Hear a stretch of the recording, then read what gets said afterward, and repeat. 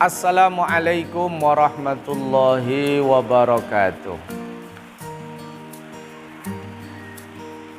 Alhamdulillahil qail fi kitabihil karim. A'udzu billahi minasyaitonir rajim. Bismillahirrahmanirrahim. Qul hal yastawil ladzina ya'lamuna wal ladzina la ya'lamun. Wa qur rabbi zidni ilma. Wa qala Rasulullah sallallahu alaihi wasallam, talabul ilmi faridatun ala kulli muslimin wa muslimatin.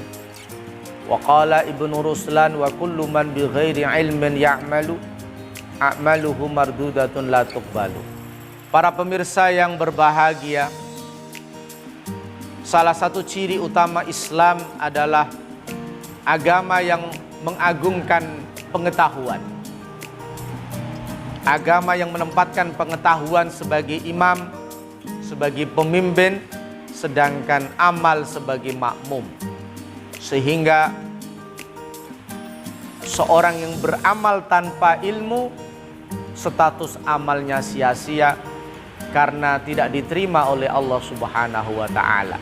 Sehingga belajar adalah langkah utama sebelum mengajar, sebelum berkarya, sebelum beramal.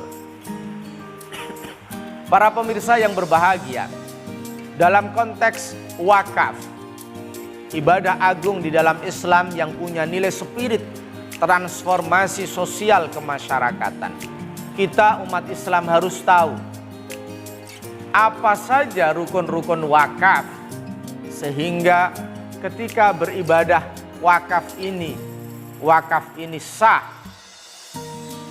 wakaf ini dianggap muktabar oleh syara, oleh agama, dan tentu dalam konteks sekarang oleh negara. Ada 5 rukun wakaf. Yang pertama adalah wakif. Wakif adalah orang yang mewakafkan. Orang yang mewakafkan ini namanya wakif. Di dalam literatur fikih-fikih klasik dijelaskan syarat dari wakif adalah ahlut tabarruk. Orang yang dilegalkan, disahkan untuk beramal baik. Orangnya muslim akil, orangnya mukallaf, orangnya tidak sedang dalam posisi gila, orangnya tidak dalam posisi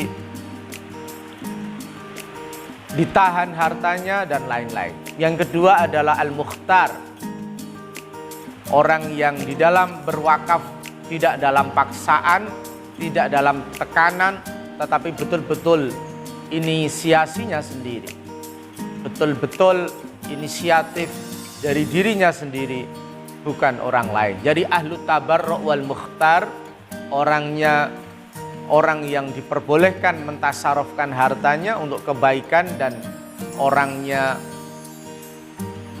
bukan karena paksaan tetapi karena kemauannya sendiri. Itu adalah syarat dari rukun wakaf yang pertama, yaitu al-waqif. Yang kedua rukun wakaf adalah al-mauquf, atau harta yang diwakafkan. Al-mauquf ini syaratnya harus miliknya sendiri, berdaya guna, bukan dalam sengketa, tidak ada masalah hukum dan lain-lain. Jadi mauquf atau barang harta yang diwakafkan betul-betul harta yang menjadi miliknya sendiri, tidak dalam sengketa, sehingga harta yang diwakafkan ini bisa betul-betul berdaya guna dan bermanfaat bagi umat manusia.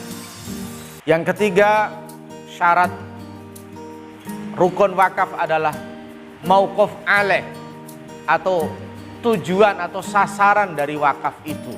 Untuk apa harta yang diwakafkan itu?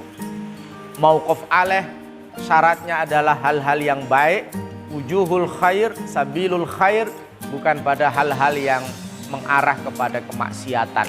Tidak boleh mewakafkan tanah untuk membangun gereja, tidak boleh mewakafkan tanah untuk membangun diskotik, tidak boleh mewakafkan tanah untuk tempat judi, tidak boleh mewakafkan tanah untuk tempat minum-minuman keras, prostitusi dan lain-lain. Jadi mauquf alaih adalah tujuan sasaran dari wakaf itu yang sesuai dengan syariat Allah Subhanahu wa taala. Contoh mauquf alaih yang banyak kita jumpai di sekitar kita adalah wakaf untuk masjid, wakaf untuk madrasah, wakaf untuk musola, wakaf untuk pondok pesantren, wakaf untuk TPQ, wakaf untuk hal-hal lain. Sebenarnya harus kita dorong mauquf alaih ini tidak hanya dalam bentuk hal-hal yang saya sebut di atas, tapi bisa dalam bentuk fuqara wal masakin. Saya wakafkan tanah saya 2 hektar untuk fakir miskin. Bisa dalam bentuk ulama, saya wakafkan tanah 2 hektar ini untuk ulama, kesejahteraan para ulama. Bisa dalam bentuk yatama, saya wakafkan 2 hektar tanah ini untuk para anak yatim. Dalam sejarah para ulama-ulama kita banyak sekali orang Islam yang menyerahkan, mewakafkan tanahnya, serahkan kepada para ulama, diserahkan kepada para ulama, dan banyak dari mereka yang kemudian diberikan Allah generasi anak yang solih, menjadi ulama besar yang bermanfaat bagi masyarakat dan bangsa. Rukun wakaf yang keempat adalah sighat. Sighat adalah pernyataan wakif yang mewakafkan hartanya. Sighat ini ada 2, ada yang sharihah, ada yang kinayah. Ada sighat, ada ekspresi yang eksplisit, yang jelas, seperti saya wakafkan tanah ini untuk masjid, saya wakafkan tanah ini untuk madrasah, untuk pesantren, untuk TPQ dan lain-lain. Ada juga kinayah, silahkan manfaatkan pekarangan saya untuk anak-anak yatim. Jadi kinayah ini tidak jadi illa binniyah, kecuali dengan niat. Tetapi di era sekarang ini sighat wakaf menjadi kuat ketika dilakukan di Kementerian Agama Kabupaten Pati. Kalau di Pati istilahnya di tingkat kecamatan, yaitu di KUA, di situ ada petugas khusus yang mencatat dan memfasilitasi ikrar wakaf dari wakif.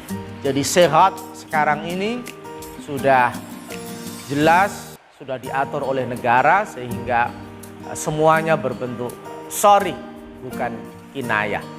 Yang kelima, ini yang jarang dijelaskan dan disosialisasikan adalah nazir, atau orang yang diserai wakif untuk mengelola tanah wakaf. Jadi ada 5 rukun wakaf. Yang pertama adalah wakif, yang kedua adalah mauquf, yang ketiga adalah mauquf alaih, yang keempat adalah sighat, yang kelima adalah nazir. Demikian penjelasan singkat tentang 5 rukun wakaf. Semoga bermanfaat. Wallahul muwaffiq ila aqwamit thoriq. Assalamualaikum warahmatullahi wabarakatuh.